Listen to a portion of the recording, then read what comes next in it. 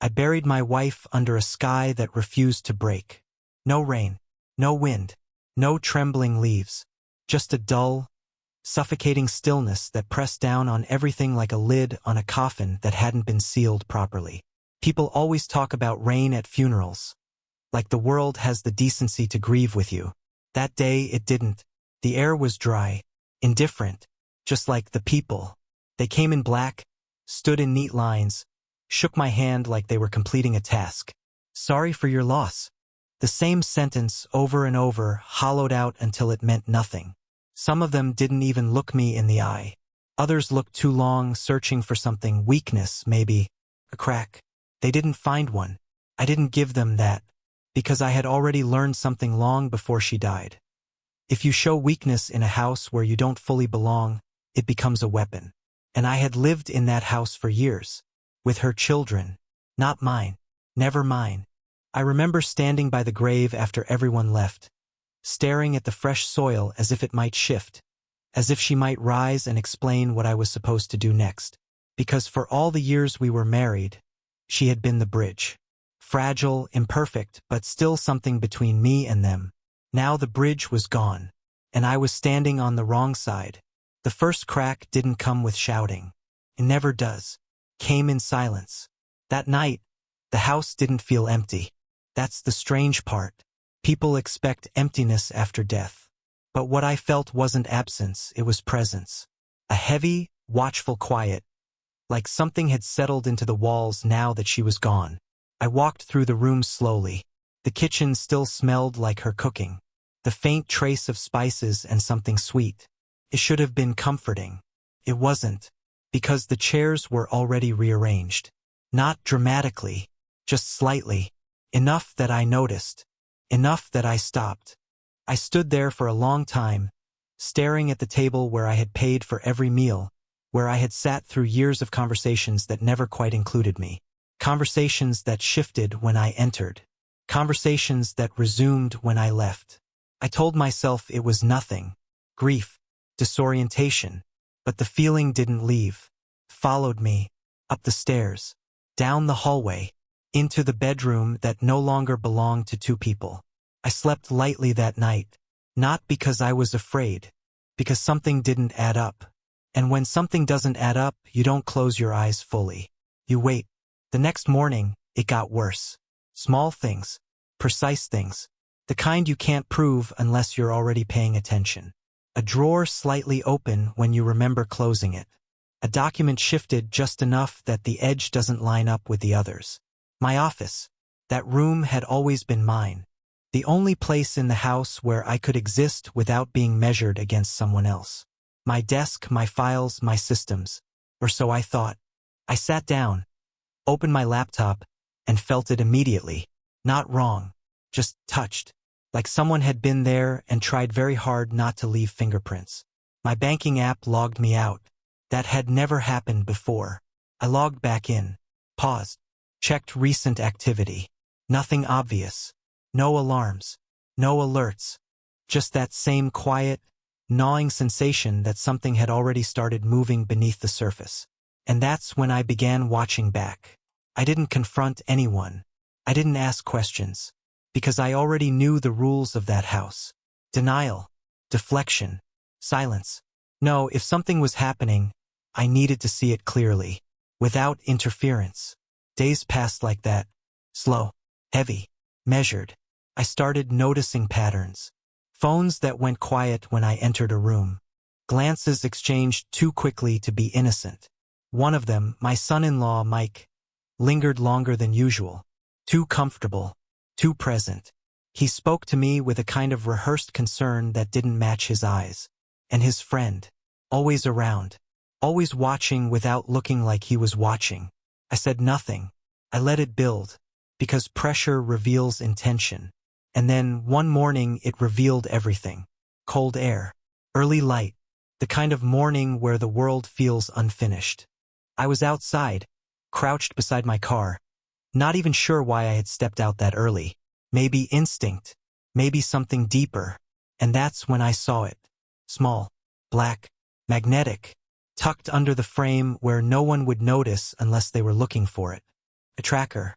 I didn't react. Not outwardly. But inside, everything stopped.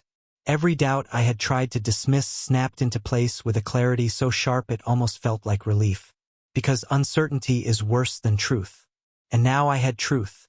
Someone was watching me, tracking me, measuring my movements, preparing. I reached under the car slowly and pulled it free.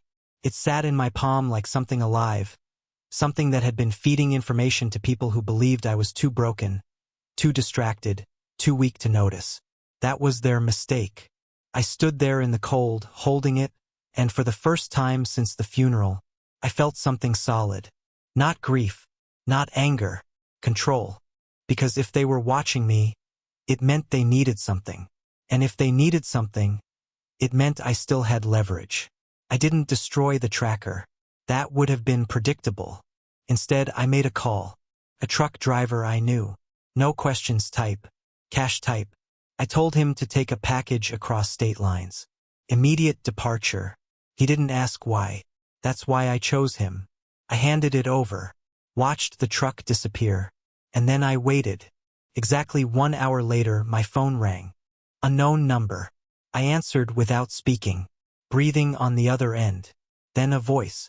Tight. Controlled. Breaking underneath. Where are you? Not who are you. Not hello. Just that. Where are you? I leaned against the car, closed my eyes for a second, and let the silence stretch just long enough to hurt. Because now I understood everything. They weren't just watching. They were planning. And they had just lost control of the only thing they thought they owned. Me. I think, I said quietly, you're the one who's lost. The silence that followed wasn't confusion. It was panic. Then the line went dead. I lowered the phone slowly. And for the first time in years, I wasn't reacting. I was leading. The call told me everything. Not what was said, but how it was said. Fear doesn't hide well when it's unprepared. And that voice, it wasn't the voice of someone checking in. It was the voice of someone who had just lost sight of an asset they thought they controlled. Me. I stood there for a long time after the line went dead. The cold air cutting through my shirt, the silence pressing in again. But now it was different. Before, the silence belonged to grief. Now it belonged to calculation. I went back inside slowly, like nothing had changed. Because nothing had on the surface. The house still looked the same. Same walls. Same furniture. Same carefully maintained illusion of a family structure that had never truly accepted me. But now I could see through it. Every glance, every pause, every forced conversation. It all had weight now. Intent. Mike was in the kitchen when I walked in. My son-in-law. He turned slightly when he heard me. Too quickly. A fraction too fast to be natural. His phone was in his hand. Screen darkening as he locked it. Morning, he said. Too normal. Too measured. I nodded. Morning. I watched him as I poured coffee. The way his eyes flickered toward me, then away. The way he stayed just long enough to appear casual before leaving the room. He knew. Or at least, he suspected something had gone wrong. Good. I wanted him uncertain. Uncertainty makes people sloppy. And I needed them sloppy. The next few days became a performance. I played my role perfectly. Routine unchanged. Movements predictable. No confrontation. No questions. No signs that I had seen anything, understood anything, or suspected anyone. But underneath, I was building something. Quietly. Carefully. I started with my finances. Every account. Every transaction. Every automatic payment. I sat in my office late into the night, going through records going back months. First, it looked clean. Too clean. The kind of clean that only exists when someone is careful enough to hide the dirt properly. Then I found it. Small transfers. Not large enough to trigger alerts. Not frequent enough to look like a pattern at a glance. But consistent. Precise. Money moving in ways I hadn't authorized. At first, I felt something close to anger rise in my chest. Then I pushed it down. Anger is loud. And I needed silence. I traced the transfers further. Accounts linked in ways they shouldn't have been. Permissions granted that I never remembered approving. Someone had been inside my financial system, not guessing, not testing, operating, and they had been doing it long enough to feel safe. That was their second mistake. I started documenting everything. Screenshots, logs, timestamps. I backed it all up outside the house, off every device they could possibly access. I wasn't just collecting evidence, I was building a case. Because this wasn't just betrayal anymore. This was a plan. And I needed to see how far it went. The answer came faster than I expected. 3 nights later, I heard voices. Low, careful. Coming from the living room. I stopped halfway down the hallway and listened. Mike and his friend. He's slipping, the friend said. You saw him after the funeral. He's not tracking things properly. A pause. Then Mike's voice. Tighter than usual. We don't have much time. If we wait too long, he might start noticing gaps. I almost smiled. Too late. Documents are ready? The friend asked. Almost. Just need one more signature. After that, it's simple. We move him into assisted care, temporary at first. Say it's for his own stability. And the house. A longer pause. Then quieter. We sell it. Silence. Then the friend again. And the accounts? Mike exhaled slowly. Already preparing. Once he's declared incompetent, everything transfers under supervision. We'll manage it. Manage. That word sat heavy in my chest. Not because it surprised me, because it confirmed everything. They weren't just taking from me. They were erasing me. Legally. Permanently. I stepped back before the floor could betray me, moving silently up the hallway, back into my office, closing the door without a sound. Then I sat down, and for the first time since my wife died, I let the truth settle completely. She had been the last barrier, and the moment she was gone, they moved, not immediately, not recklessly, but deliberately, like they had been waiting for me to be alone, vulnerable, easier to control, easier to remove. I leaned back in the chair and stared at the ceiling. 16 years in that house. 16 years of providing, maintaining, enduring. And this was the end they had planned for me. A facility, a signature, a quiet disappearance. Everything I built, handed over to people who had already decided I didn't matter. I closed my eyes, not in defeat, in clarity, because now there were no more illusions left, no more doubts, no more reasons to hold back. They had made their move. Now it was my turn. The next morning I did something different, something small, something they wouldn't notice immediately. I changed my routines just slightly, left the house at a different time, returned later than expected, paused in places I normally wouldn't. I wanted to see how they reacted without their tracker, and they reacted exactly how I expected. Tension, subtle but there. Mike checked his phone more often. His friend started showing up unannounced again. Conversations stopped when I entered rooms more abruptly than before. They were blind now, and it was making them nervous. Good. I let it build. Then I escalated. I moved money. Not all of it. Just enough. Shifted funds into accounts they didn't know existed. Closed access points quietly. Revoked permissions. Every step done carefully, gradually, so nothing triggered immediate suspicion, but everything weakened their position. They were preparing to take control of my life. I was removing the controls. At night, I reviewed the recordings. Yes, recordings. Because after that conversation in the living room, I didn't rely on chance again. I placed devices, not obvious ones, not careless ones, hidden, precise. Now every conversation they had in that space belonged to me, and they talked more than they should have, about timelines, about paperwork, about doctors willing to sign off if presented with the right information, about how I had no one left to advocate for me. That one stayed with me, no one left. They believed that. They believed I was isolated enough to be erased without resistance. That belief would destroy them. I didn't confront them, not yet, because confrontation is release, and I wasn't ready to give them that, not until everything was in place. Not until they felt safe, certain, untouchable. I wanted them confident when it collapsed, because that's when the fall hurts the most. So I waited, watched, built, and somewhere in the middle of all that silence and planning, I realized something. For years, I had been reacting to their behavior, adjusting, enduring, absorbing. But now I was shaping the outcome. They thought they were setting a trap.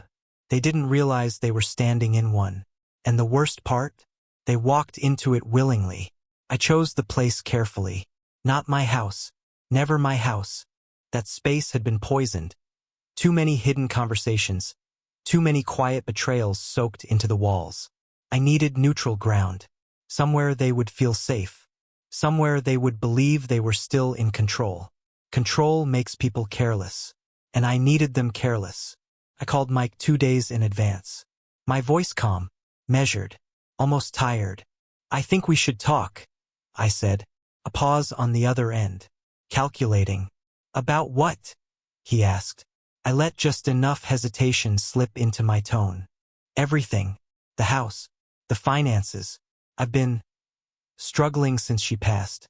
I think I need help organizing things." Silence. Then, exactly what I expected. Relief. "Yeah," he said, softer now.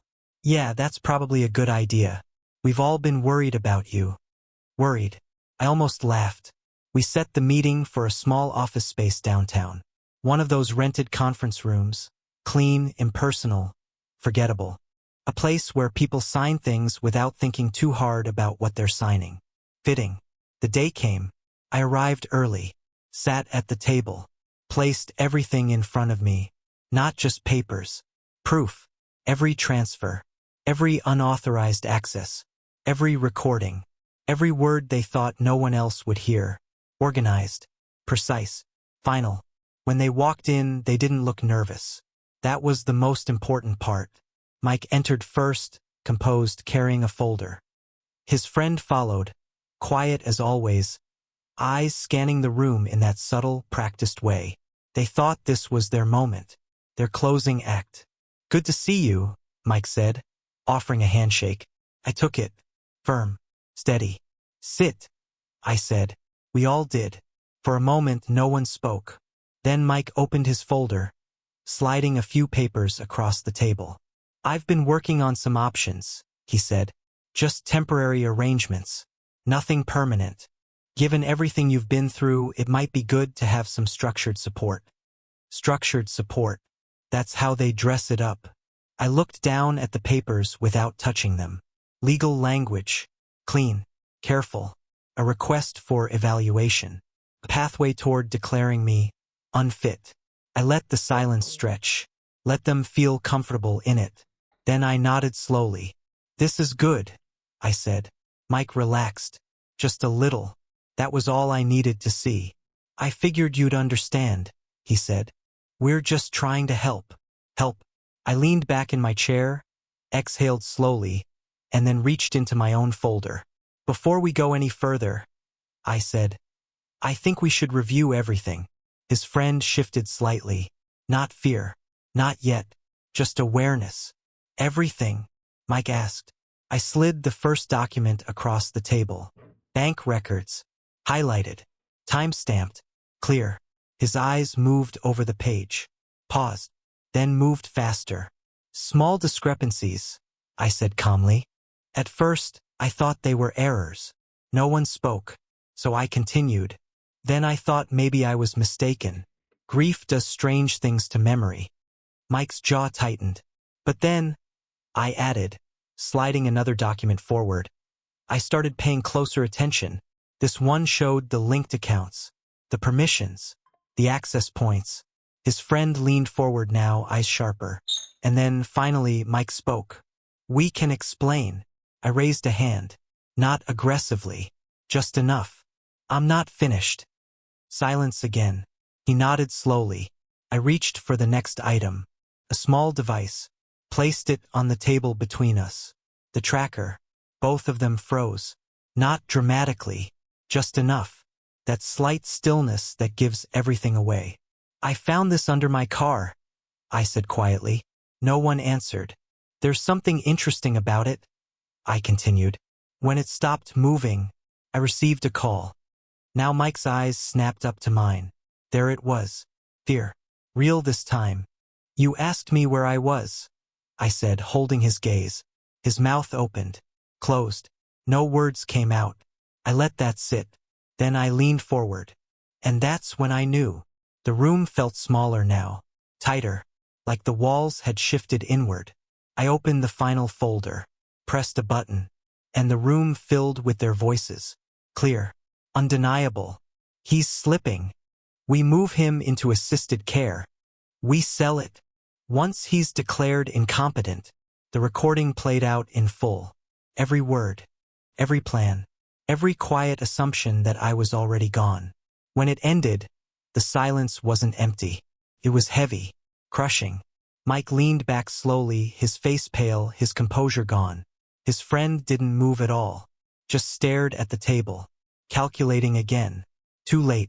You were going to erase me, I said, no anger in my voice.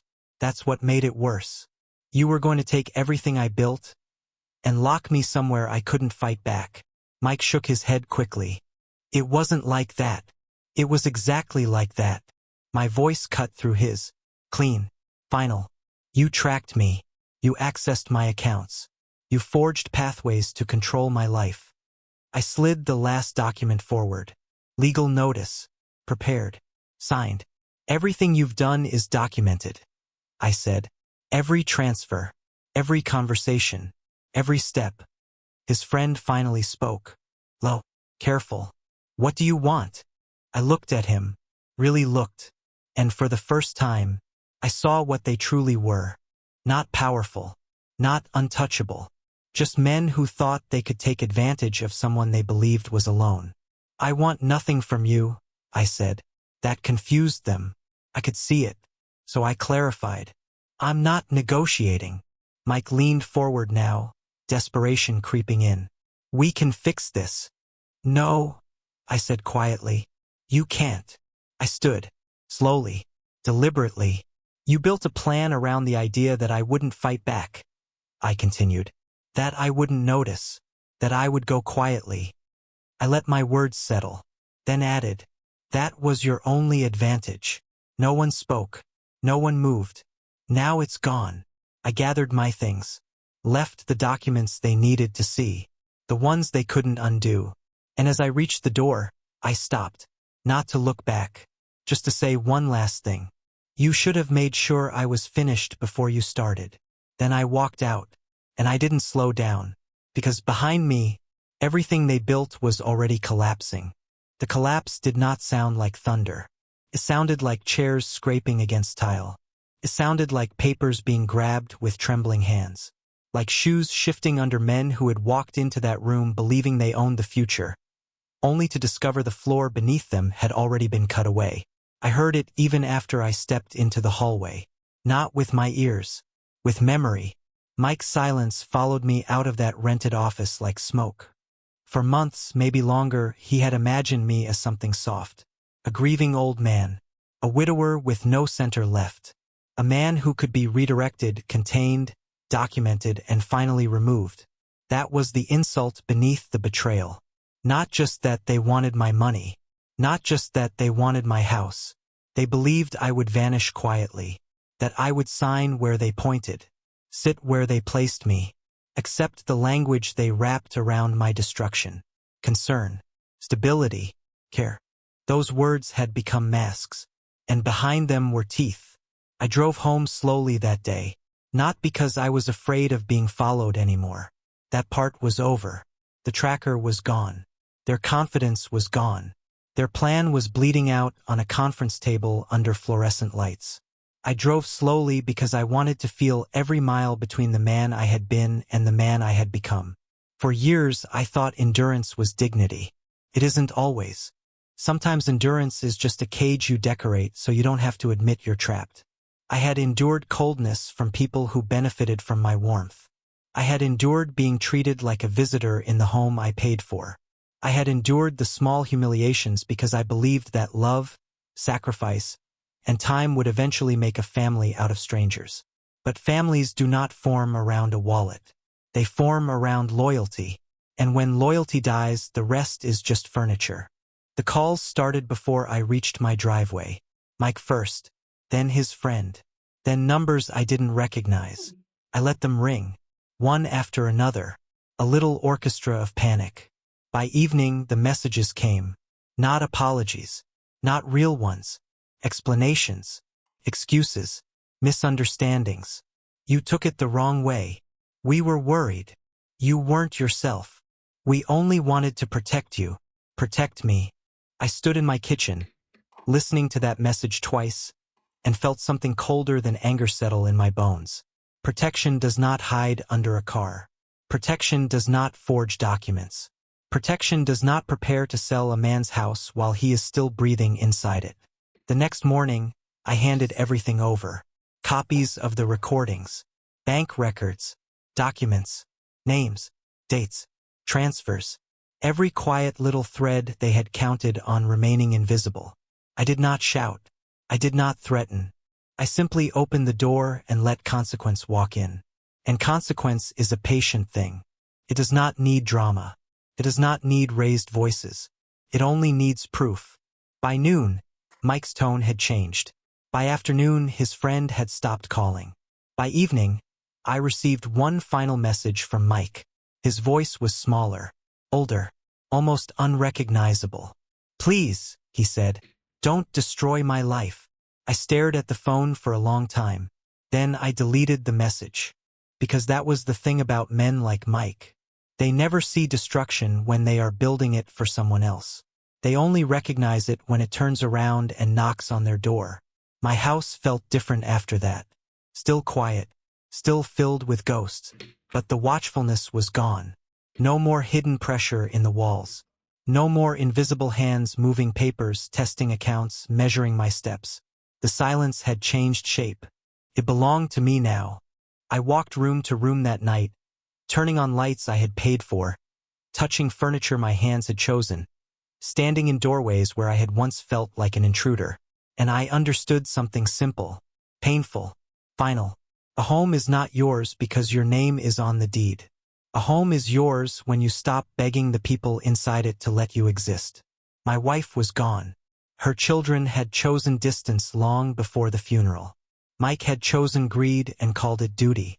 And I was done carrying the weight of people who only remembered my value when they needed access to it. A week later, the cheap facility brochure arrived in the mail. They must have sent for it before everything unraveled. I found it folded between advertisements, clean and glossy, promising safe senior living, in cheerful colors that made the whole thing feel even uglier. I opened it, looked at the tiny room, the narrow bed, the smiling strangers. This was where they had imagined me. This was the end they had prepared. Not a grave, something worse. A place where I could still breathe but no longer matter. I folded the brochure once, then again. Then I tore it in half. Slowly. Not because paper deserved ceremony. Because I did. After that, I changed the locks. Changed the accounts. Changed the will. Every line that still carried their shadow I removed. Not in rage. In order. There is a difference. Rage burns everything, even what belongs to you. Order clears the rot and leaves the foundation standing. And I wanted to stand. For the first time since the funeral, I slept through the night. No footsteps in dreams. No voices behind closed doors. No imaginary phone call asking where I was. When morning came, sunlight crossed the bedroom floor like something clean. I sat on the edge of the bed and listened to the house breathe. Empty. Mine. Safe. People will say I was harsh. People always do when the betrayed finally stop being convenient. They will say I should have forgiven sooner, trusted more, understood their fear, softened my response. They will wrap cruelty in family language and call my boundary a wound. But I know what I saw. I know what they planned. I know what was waiting for me if I had kept pretending. A signature, a locked door, a sold house, a life reduced to paperwork in someone else's hands. So no, I do not regret playing by my own rules. I regret waiting so long to learn them, because betrayal rarely arrives wearing a monster's face. Sometimes it sits at your table. Sometimes it calls you family. Sometimes it says it is worried about you while preparing the cage. And when that day comes, you have two choices. You can keep explaining your worth to people already spending it. Or you can take back the pen before they finish writing your ending. I took back the pen. And I signed nothing. So tell me, was I wrong to let them fall the same day their scheme came into the light? Or would you have done the same, once you realized the people closest to you were not protecting you, but preparing to erase you? The ocean was too calm that day. That's the first thing I remember. Not the music drifting through the ballroom like something rehearsed to perfection. Not the polished laughter of guests who had never struggled a day in their lives. Not even the way the crystal chandeliers burned overhead, casting sharp reflections across marble floors that cost more than most people's homes. It was the ocean, endless, flat, indifferent, visible through the massive glass walls of that Miami venue I paid for. Every inch of that day I paid for, and I stood there in a tailored suit that fit me like armor, watching my daughter get married as if I were just another guest who had wandered in by mistake. I should have seen it earlier. There were signs, small fractures, hairline cracks spreading quietly beneath the surface of everything I believed. Emily didn't look at me that morning. Not really. Her eyes passed over me the way you look at furniture. Something expected, something functional, something unimportant. When I tried to speak to her while she was getting ready, she smiled, but it didn't reach her eyes. "Everything's handled," she said. "Not thank you. Not I'm glad you're here. Just confirmation that my role was complete. Handled." I told myself she was nervous. I told myself brides get overwhelmed. I told myself lies I had been perfecting for 16 years. Because that's how long I had been in her life. 16 years of showing up. 16 years of paying, building, fixing, enduring. Her real father had disappeared early. Not dramatically, not with tragedy, but with something worse. Indifference. He became a shadow, a name mentioned only when convenient, a ghost who never had to prove anything because he was never around to fail. And me? I filled the silence he left behind. I paid for schools she wanted but didn't need, tutors she didn't respect, trips she barely remembered. I gave her stability so consistent she stopped seeing it as something earned. It became background noise. So when she grew older, she didn't see sacrifice. She saw obligation. And I let her, because I thought time would fix it. That one day she'd understand. That one day she'd look at me and see not just the man who provided, but the man who stayed. That was my mistake. The ceremony itself was flawless. Perfect angles, perfect lighting, perfect timing. Even the ocean played its part, shimmering just enough to look expensive without stealing attention. People cried. People applauded. People turned to me and said things like, "You must be proud." I nodded. I smiled. I played the role. Because that's what I had always done. Played the role. But something was wrong. I felt it even then, sitting there as vows were exchanged. Emily's voice was steady, controlled. Not emotional, precise. Like she was reading from something memorized, something practiced. Jake stood beside her, confident.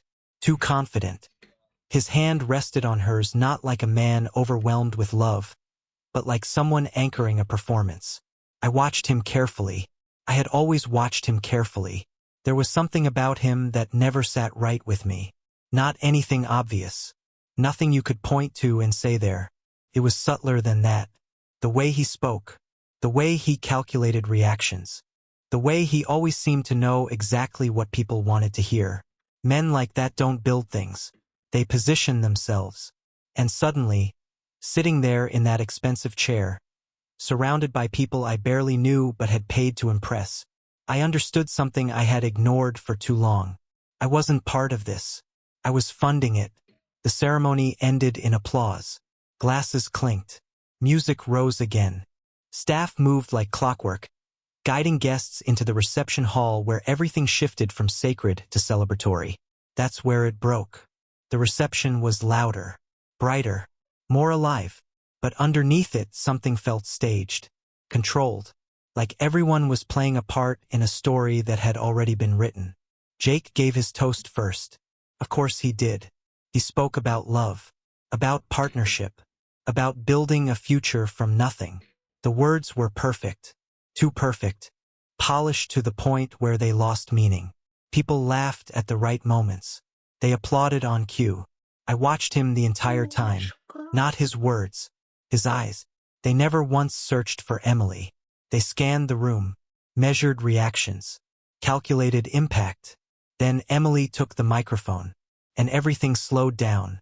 She stood there in that dress I paid for, under lights I paid for, in a room filled with people who were eating and drinking and celebrating because of me. And she didn't look like my daughter. She looked like someone delivering a decision. "This day," she said, her voice steady, amplified, impossible to ignore, "is about real love, real family." That word, real, it landed wrong, too heavy, too intentional. The room shifted slightly, subtle, almost invisible, but I felt it, like pressure building before something breaks. "And I think," she continued, smiling in a way that didn't belong to me, "it's time to stop pretending." A pause, just long enough, rehearsed, carefully measured.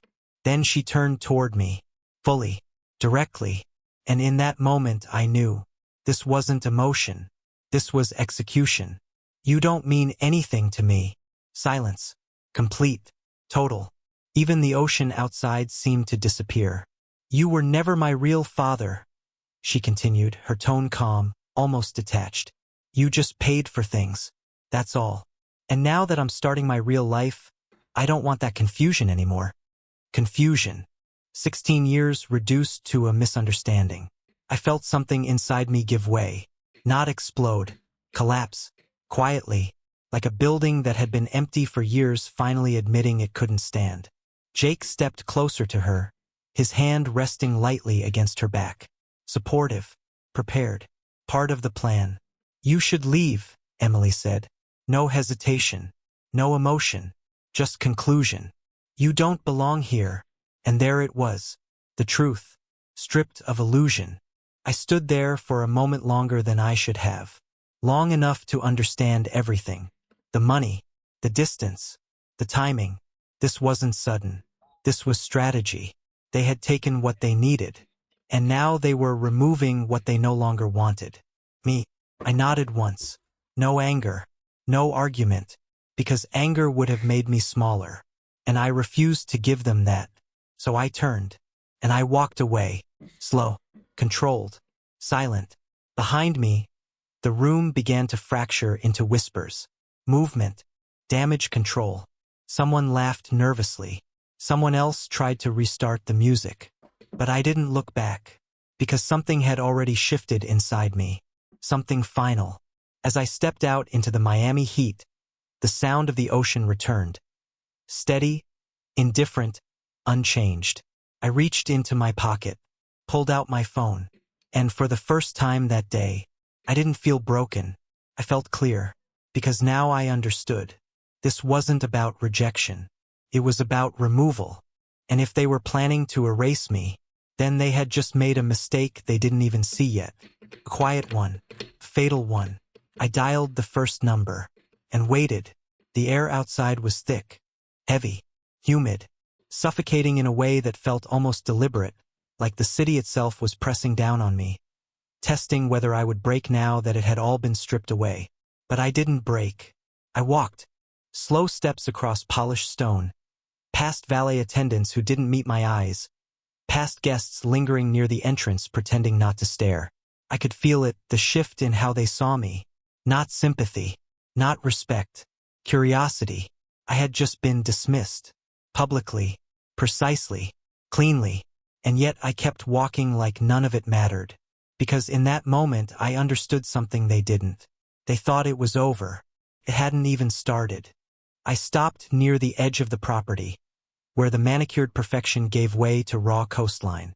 The ocean stretched out again in front of me, unchanged, unaffected by anything that had just happened behind those glass walls. Indifferent, like truth. I looked down at my phone, still in my hand, still connected to everything they had just tried to sever me from. I didn't rush. That was the important part. No sudden movements. No emotional decisions. Everything had to be precise now, controlled, the way they had been. The first call connected on the second ring. Daniel? The voice answered, cautious, familiar. Mark, I said, my tone level. I need access. Full review. Everything tied to my accounts. Immediately. There was a pause. Not confusion, recognition. Mark had known me long enough to understand what my voice meant when it sounded like this. Not anger. Not panic. Finality. How far do you want to go? He asked. All the way. Another pause. Understood, he said. Give me 30 minutes. I ended the call. No explanation needed. Because this wasn't new. Not really. The signs had been there. Quiet inconsistencies. Numbers that didn't align. Requests that felt slightly off but were always wrapped in urgency, in emotion, in just enough justification to silence doubt. I had ignored them because I trusted her. Because I wanted to believe that whatever distance existed between us wasn't intentional. But now I knew better. I opened my messages. Scrolled. Found the second number. Laura Hayes. My attorney. The only person in my life who never confused emotion with reality. She picked up immediately. Daniel, I want everything locked down, I said. No greeting. No build-up. Accounts, transfers, authorizations. If my name is on it, I want control reestablished. Now. Silence. Then, what happened? I looked back toward the building. The wedding. The illusion. It's done, I said. And I was the last to know. That was enough. Laura didn't ask for details she didn't need. Give me 1 hour, she said. And Daniel, don't respond to anything. No calls. No messages. Let them think whatever they want. I almost smiled, because that was exactly what I intended. I already am, I said, and ended the call. I slipped the phone back into my pocket and exhaled slowly. 1 hour. That's all it would take.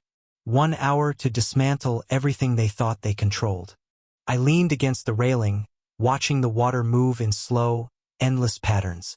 From a distance, it looked calm, predictable. Up close, it was something else entirely. Constant motion, constant force. That's what they never understood about me. They saw stability. They never saw the pressure underneath it. 16 years. 16 years of building, providing, covering gaps no one else even acknowledged. Tuition payments. Business investments. Emergency transfers that always came with just enough explanation to make them sound temporary. Temporary. That word echoed now. Because nothing about it had been temporary. It had been systematic, careful, layered, and I had funded all of it. Not blindly. No, I had seen pieces of it. Not enough to act, but enough to question. Late-night transfers labeled vaguely. Accounts that weren't fully transparent. Jake's sudden involvement in opportunities that always required capital but never showed clear returns. I had asked once. Emily smiled, said I was worrying too much, said I didn't understand how things worked now. And I let it go, because I thought trust meant silence. Now I understood. Silence was exactly what they needed. I straightened and adjusted my jacket. Still composed. Still controlled. Because the most important part of this wasn't what I was doing. It was what I was about to become. To them. I turned and walked back toward the building. Not inside. Not yet. I stayed just far enough to remain visible if anyone looked, but distant enough to be irrelevant. That was the role they had assigned me. So I played it. A broken man. Dismissed. Humiliated. I lowered my gaze slightly. Slowed my movements. Let my shoulders drop just enough to suggest weight. Defeat. Not exaggerated. Subtle. Believable. Because people don't question what fits their expectations. And right now, they expected me to be nothing. Guests passed by me in small clusters. Whispering. Glancing. Some avoided eye contact entirely. Others looked directly, studying me like a moment they would later describe to someone else. Did you see what happened? I can't believe she said that. He looked empty. Good. Let them believe that. Inside, I could hear the music again. forced, louder than before, as if volume could erase what had already happened. Couldn't. Nothing could. Because the damage wasn't public. It was structural, and they had just exposed the foundation. My phone vibrated. Once. I didn't look at it immediately. Timing mattered. Control mattered.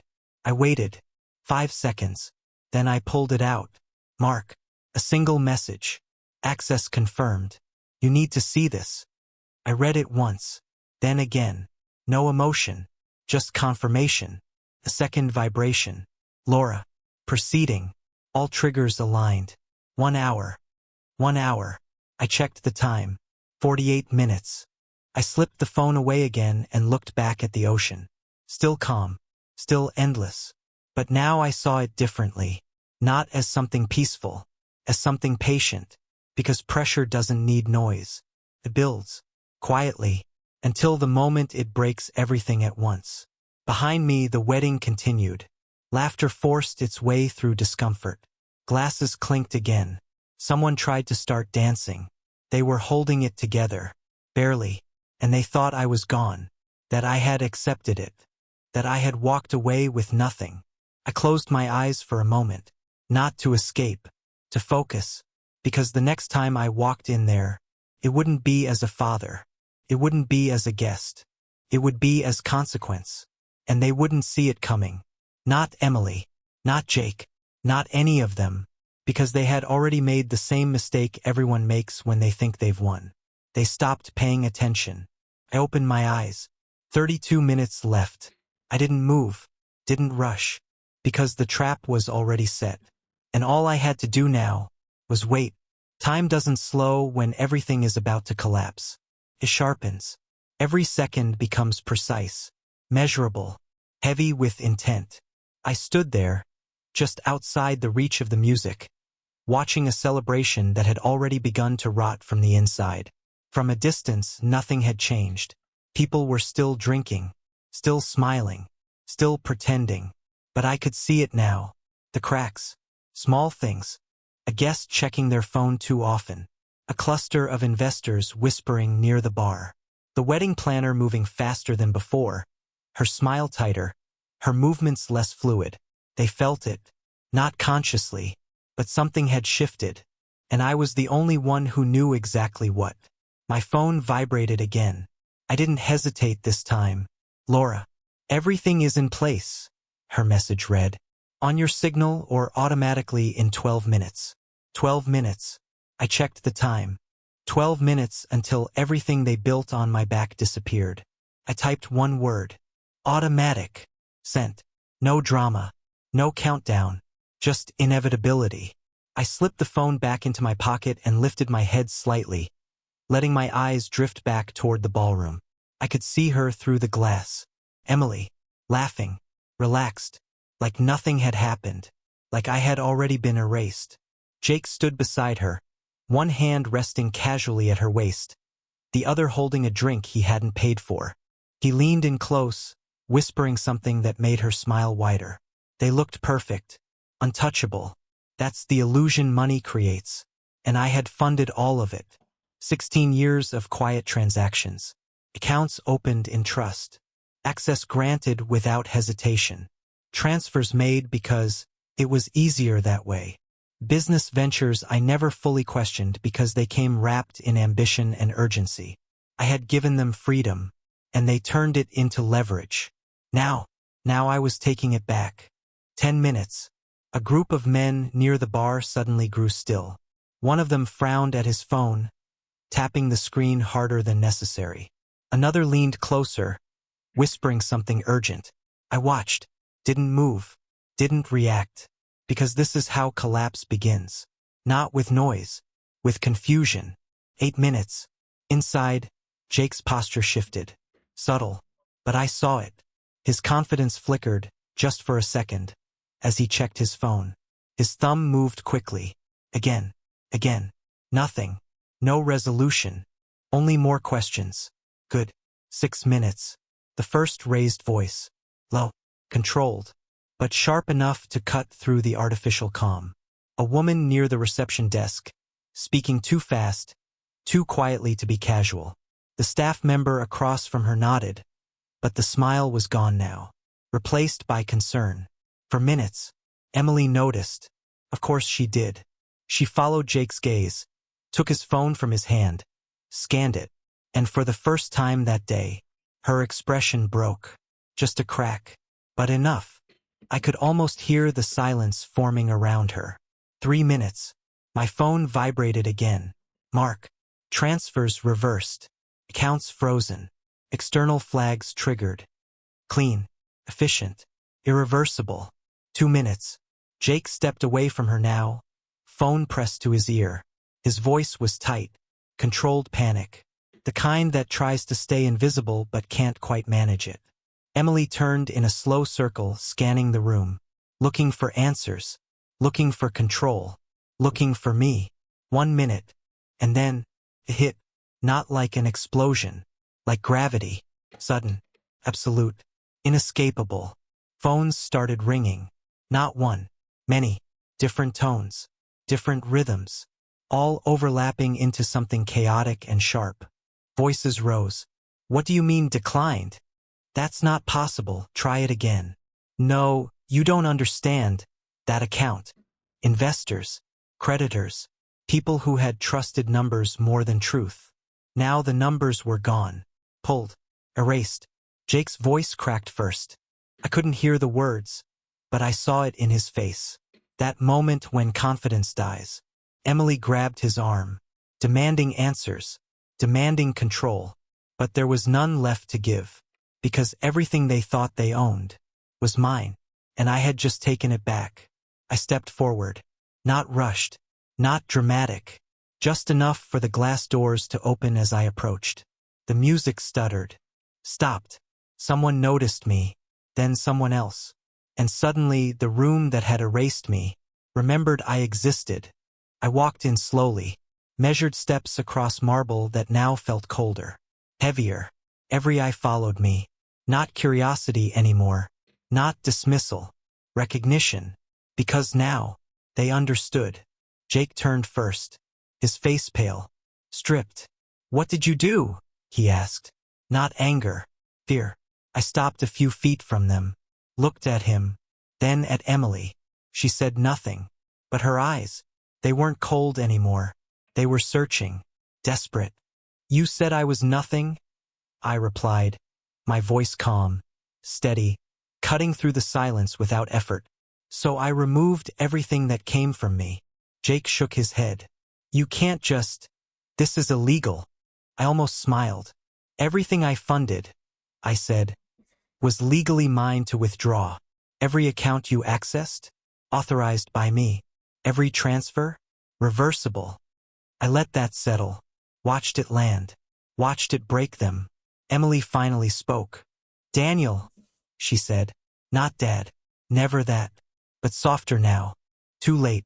You embarrassed me, she continued, her voice trembling despite her effort to control it. I tilted my head slightly. No, I said. You exposed yourself. Silence. Thick. Crushing. Around us, the perfect wedding collapsed in real time. Investors were already stepping back, distancing themselves. Phones still ringing. Staff whispering urgently. The illusion bleeding out from every corner of the room. Jake stepped closer. Desperation now. What do you want? He asked. There it was. The question that always comes too late. I looked at him, then at her. And for a brief moment, I felt nothing. No anger. No satisfaction. Just clarity. I already got it, I said. I turned. No hesitation. No pause. And I walked away again. But this time, they didn't ask me to leave. They needed me to stay. And I didn't. Because some things, once broken, don't get rebuilt. They get buried. And left behind. I didn't run. That's the part people always imagine wrong. They think a man in my position would storm out, slam doors, leave behind chaos like a signature. But I didn't give them that. I had already given them enough: years, money, patience, silence. I wasn't about to give them a scene too. So I walked. Slow. Measured. Each step across that marble floor felt heavier than the last. Not because I was breaking, but because I finally wasn't carrying them anymore. Behind me, the noise rose. Not celebration. Not anymore. Panic. Raw. Unfiltered. Spreading like something contagious. Voices overlapped, sharp and disorganized. Names were being said too loudly. Numbers repeated like prayers that had stopped working. Phones pressed to ears. Eyes wide. Movements fast, erratic. The illusion had collapsed. And without it, they were nothing. I reached the exit, the same doors I had passed through less than an hour earlier when I was still something to them. Provider. A resource. A man they could dismiss only after extracting everything of value. Now I was something else. Final. I stepped outside again. The ocean hadn't changed. It never does. Still calm. Still endless. Still indifferent to the collapse of human arrogance just a few meters behind glass. I stopped near the railing, placed both hands on the cool metal, and exhaled slowly. Not relief. Not yet. Just absence. The weight was gone. 16 years of quiet obligation had vanished in under an hour. That's all it took. Not time. Decision. My phone vibrated. Once. Then again. I didn't need to look to know who it was. Emily. Jake. Repeated. Desperate. I let it continue. Vibrate. Stop. Start again. Because now they understood something I had learned too late. Access is everything. And they no longer had it. After the 5th call, I took the phone out and looked at the screen. Her name. The same name I had built my life around. Now just a contact. I declined it. Not aggressively. Not emotionally. Just ended. A message followed immediately. Please. We need to talk. Need. Not want. Not care. Need. I stared at the word for a moment longer than I should have. Then locked the screen. Because need is not the same as respect. And I had spent too many years confusing the two. The doors behind me burst open. Footsteps. Fast. Uncontrolled. I didn't turn immediately. I knew who it was. Daniel. Her voice. Cracked. Not polished anymore. I turned slowly. Emily stood there, no longer the flawless bride. Her makeup was slightly smudged. Her breathing uneven. Her posture no longer composed. Real. For the first time that day, she looked real. Jake stood a few steps behind her. Phone still in his hand. Face pale, jaw tight. Not confident anymore. Not in control. Just exposed. Fix this, she said. No greeting. No apology. Just demand. I looked at her. Really looked. And saw it clearly. Not regret. Not guilt. Fear. Fear of losing everything. You think this is something I broke? I asked quietly. Her expression tightened. You froze everything. The accounts, the transfers people are calling Daniel. Investors. Partners. You've created a disaster. I let the silence stretch. Because that word, disaster, meant something very different to each of us. No, I said finally. I revealed one. Jake stepped forward, his voice sharper. We had agreements. You were involved in these structures you can't just pull out without consequences. I almost laughed. Not because it was funny, because it was predictable. Consequences, I repeated. That's an interesting word. Emily's voice cut in, more urgent now. Stop this. Whatever point you're trying to make, you've made it. Enough. Enough. Like this was a performance. Like this had been about emotion. Like I was reacting. I shook my head slowly. You still don't understand, I said. Her eyes flashed. Then explain it. So I did. Not loudly. Not emotionally. Just truth. You removed me, I said. Publicly. Deliberately. You made it clear I had no place in your life. No role. No value beyond what I could provide. I took a step closer. Not aggressive. Just undeniable. So I accepted that. Jake scoffed, but it lacked strength. This is retaliation. I met his eyes. No, I said. This is alignment. Silence. Heavy. Unavoidable. Emily's composure finally cracked. You're destroying me, she whispered. There it was. Not us. Not what we had. Her. Everything centered where it always had. on her. And suddenly, everything became simple. No, I said quietly. I'm removing myself. She shook her head, tears forming now. You can't just walk away.